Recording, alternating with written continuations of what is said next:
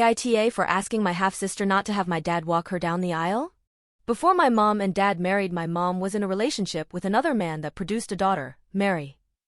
They broke up shortly after Mary was born, and within 6 months our mom had married my dad. They've been married for nearly 30 years and share 4 children, myself plus 3. Mary is close with our sisters and brother, but she and I have never really gotten along.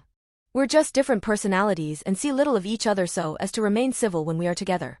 We both became engaged to Mary around the same time. My dad has always loved Mary and viewed her as one of his kids, despite Mary having her own loving dad. Mary's dad battled cancer at various times of his life, and unfortunately he died when Mary was 20.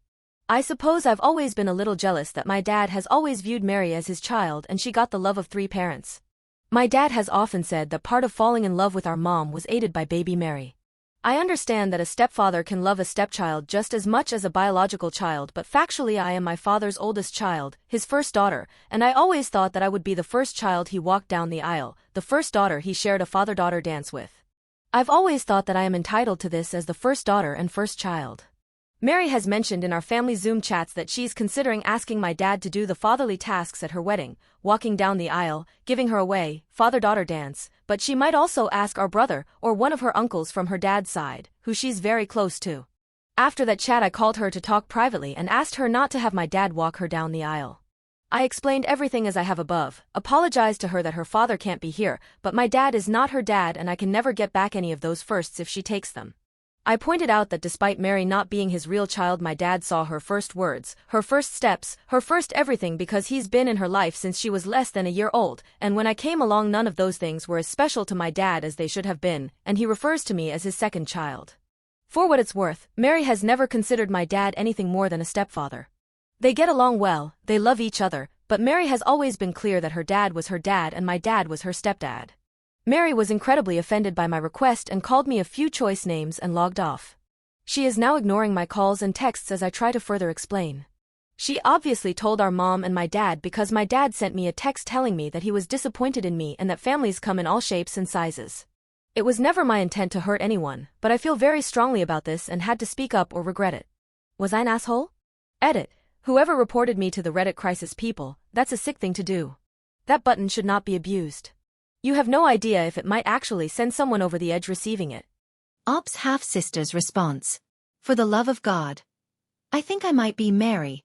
Because this is literally what is happening with myself and my sister Lucy. When our brother said that someone on AITA was posting something that was eerily similar to the fight going on, I thought he was joking. But obviously he is not. Hey all, I am Mary, the aforementioned half-sister. I even resurrected my old account just to comment here. Lucy, stop blasting family problems on the internet. You've already taken this to Facebook and you're texting all of Mom's family. You need to stop. You aren't even actually engaged to Hunter yet. You've only been together for a few months. You know Seth and I have been together for 7 years. Seriously, you've always been irrational, but this is absolutely ridiculous.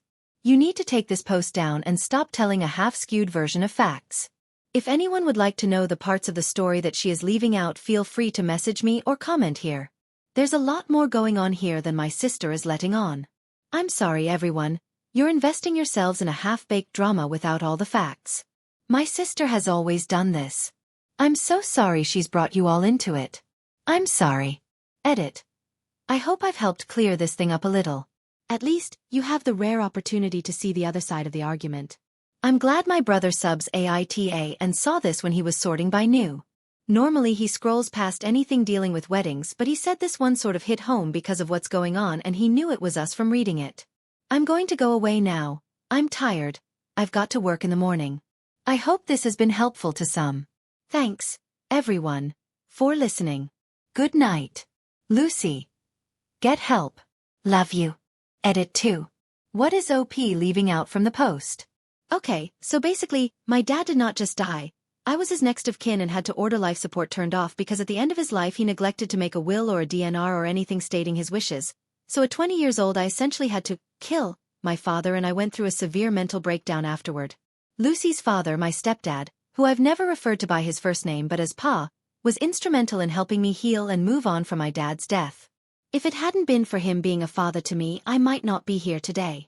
He and I talk at least 3 times a week. We also share several online game teams with each other, And we have lunch at least 4 times a month and just catch up.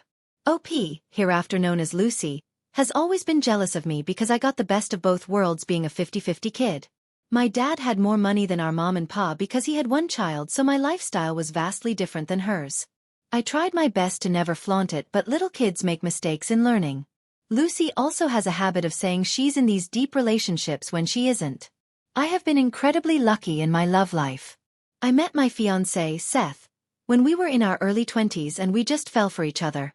We were talking marriage within the first year but held off until we were more mature, older, and wiser. Ever since then Lucy has dated men and acted like they were her soul mates. In truth, she basically stalks these poor guys and goes full-on overly attached girlfriend until they break up with her, and she spends the next decade talking smack about them when she is the problem in every relationship. She's been dating a guy for a few months and then Seth and I officially announce our engagement, and suddenly she and this boy are engaged and in love, and she's finally found the one person to make her happy forever. And she didn't ask me not to have Pa walk me down the aisle. She ordered me not to. It was never a request out of sisterly love. She sent me a curse and insult-laden text message demanding that I have someone else walk me down the aisle or I'd be sorry, whatever that means. Pa isn't just disappointed. He and Mom aren't speaking to her right now because after I told them about Lucy's latest meltdown, Pa called her and Lucy went off on him. Oh, and Lucy also told me that if I want a dad to walk me down the aisle, then I should consider investing in a shovel or a backhoe and hoping the human decay process isn't too far along. Yep. But wait. There's more. Edit 3. Let me see, since Lucy wants to air dirty laundry in public, then I see no reason why I should refrain. It's cathartic, I suppose. I once won a very prestigious local writing competition, and Lucy was so angry that I did that she burned a box set of my favorite books. I was bought a small car when I was 16 and Lucy was so angry that she went Carrie Underwood on it. She spent the entirety of my dad's funeral mocking it because he was a Catholic and I was raised Catholic as well, and his funeral was a high mass. I did a little acting when I was in my early 20s, never got famous but I got a nice little chunk of change. One role got me a little press attention. Lucy, then a teenager, shared several embarrassing stories and photos with the reporters. Fortunately, I can find no trace of any of it online, so I guess I got saved. Oh, my dad, a second-generation Italian-American, took me on a trip to the town his ancestors came from in Italy before they immigrated, and Lucy sent me several Wikipedia articles on plane crashes. But, fear not, she's like this with our other siblings as well. Edit 4.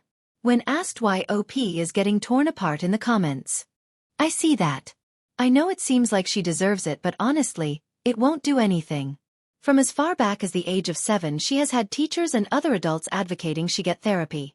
Our parents put her in therapy, but she stopped going when she was 13 and the therapist couldn't do anything about it. Around the age of 10, our mom and pa and the kids actually moved to California for Mom's career. I stayed behind in New York with my dad because I couldn't stand living with Lucy anymore. She was like this as a small child. None of this is new behavior. I love her and I wish she would get help. She has moments where she can be an incredible person. She's an advocate for animal rights and has saved over 100 animals that otherwise would have died or been killed. She volunteers at nursing homes and homeless shelters. She once raised over $20,000 for a local domestic violence shelter. She's an amazing singer. She can paint, dance. She's smart as a whip and got a doctorate at age 22. She's also just nuttier than squirrel poo. Edit. When told her parents failed OP. Trust me when I tell you they tried. Her dropping out of therapy, that wasn't where they stopped. There were so many therapists, so much one-on-one with her so she'd feel valued. There's a lot I can't detail on Reddit because even my nutty sister deserves medical privacy, but our parents tried as hard as they could. Some people just don't want to be helped. But they tried.